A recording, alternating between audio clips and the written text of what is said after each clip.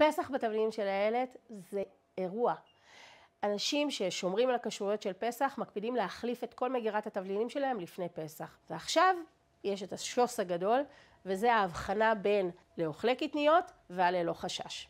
בקטגוריית הללא חשש, בדרך כלל האנשים שנמנעים מקטניות ימצאו את עצמם עם מגוון מאוד מאוד דל ומצומצם של טיבול. זה בדרך כלל יהיה שום, קורקום, פפריקה, פיפס שחור, בצל, זה בדרך כלל מה שאפשר לטבל איתו שהוא ללא חשש. בגלל שהייצור אצלנו הוא בוטיקי, בגלל שאנחנו משתמשים לאורך כל השנה בשמן זית ולא בשמן קנולה, ובגלל שאנחנו יכולים לייצר הפרדה בין המערבלים השונים שאנחנו עובדים איתם, אנחנו יכולים להציע לאותם אנשים שמקפידים על טיבול ללא חשש בפסח, מגוון גדול יותר ורחב יותר של אפשרויות טיבול.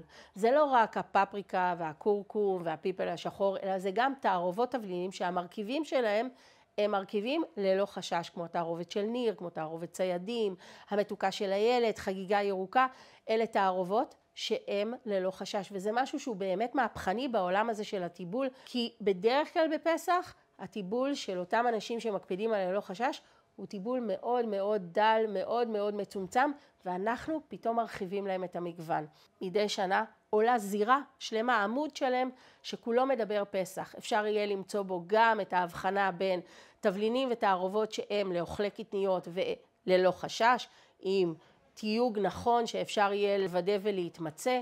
אפשר יהיה למצוא מתכונים מתאימים לפסח, ואפשר כמובן למצוא את כל המידע על הכשרויות, כולל תעודות הכשרות, בדף הייעודי שלנו של פסח.